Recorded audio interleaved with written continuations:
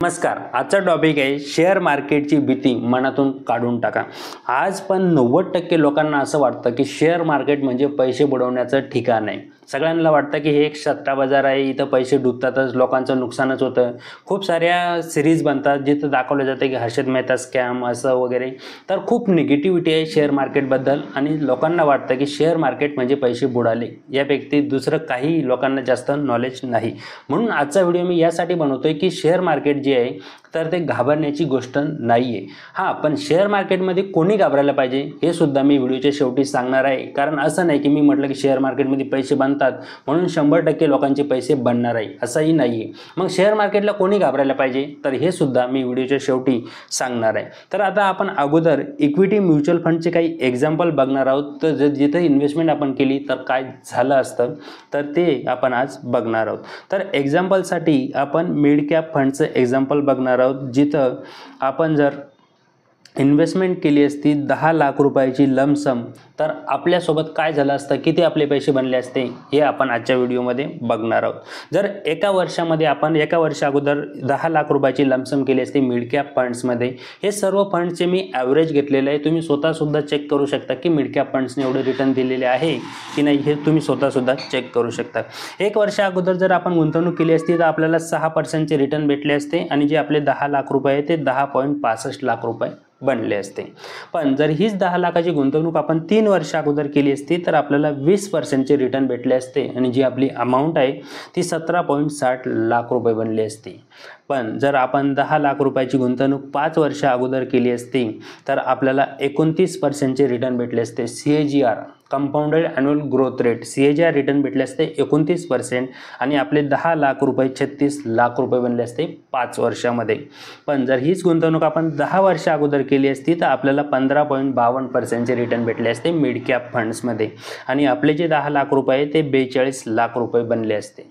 पण हीच 10 लाख रुपयाची गुंतवणूक आपण 20 वर्ष अगोदर केली असती तर 20 वर्षामध्ये आपल्याला रिटर्न भेटले असते 16.20% आणि जे आपले 10 लाख रुपये आहेत तर ते 2 करोड रुपये बनले असते. तर म्युच्युअल फंड्समध्ये एवढे पैसे बनवू शकतात. मग इथं घाबरण्याची गरज नाही आहे, तर वेळ देण्याची गरज आहे. आता आपण अजून एक एक्झाम्पल बघणार आहोत. जर समजा कोणी SIP चालू केली असती तर SIPमध्ये किती पैसे बनले असते ते आपण आता बघणार आहोत. तर आम्ही एक्झाम्पलसाठी घेतोय, जर 10,000 रुपयाची SIP कोणी केली असती मिड कॅप फंड्समध्ये तर काय झालं असतं. तर मागील एका वर्षामध्ये मिड कॅप फंड्समध्ये -9% रिटर्न भेटले असते. ठीक आहे. आपले पैसे 1,20,000 रुपये आपले इन्व्हेस्ट झाले असते आणि त्याची आज करंट व्हॅल्यू असते 1,14,000 रुपये, म्हणजे 6,000 रुपयाचा आपला लॉस झाला असता आपण जर एका वर्षा अगोदर मिड कॅप फंड्समध्ये SIP चालू केली असती तर. पण जर तीच SIP आपण 3 वर्ष अगोदर चालू केली असती तर आपल्याला रिटर्न भेटले असते 17% आणि आपली जी अमाऊंट आहे ती 4.60 लाख रुपये बनली असती. पण जर 5 वर्ष अगोदर आपण SIP चालू केली असती तर आपल्याला 20% रिटर्न भेटले असते SIPमध्ये आणि आपले पैसे बनले असते 9.73 लाख रुपये. पण हीच 10,000 रुपयाची SIP आपण जर 10 वर्ष अगोदर चालू केली असती तर आपल्याला 17% रिटर्न भेटले असते आणि आपली अमाऊंट बनली असती 29 लाख रुपये. पण जर हीच 10,000 रुपयाची SIP आपण 20 वर्ष अगोदर चालू केली असती तर आपल्याला रिटर्न भेटले असते 15.88 लाख रुपये आणि आपले अमाऊंट बनली असती 1.42 करोड रुपये. तर एवढे रिटर्न आपल्याला भेटले असते फक्त 10,000 रुपयाची मंथली SIP करून.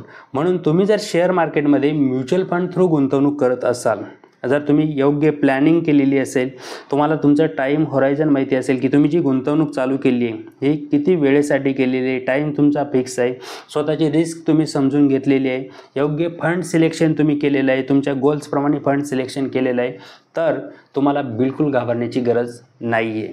पण जे लोक शेअर मार्केटमध्ये गुंतवणूक करतात तर त्यांनी घाबरायलाच हवं. जे लोक ट्रेडिंग करतात, मग ती इंट्राडे ट्रेडिंग असेल, फ्युचर अँड ऑप्शन्स असेल, कुठलीही ट्रेडिंग असू द्या, स्विंग ट्रेडिंग असेल, कुठलीही ट्रेडिंग असेल तर तुम्ही घाबरायलाच पाहिजे. कारण आज ना उद्या तुमचा लॉस हा गॅरंटेड होणारच आहे.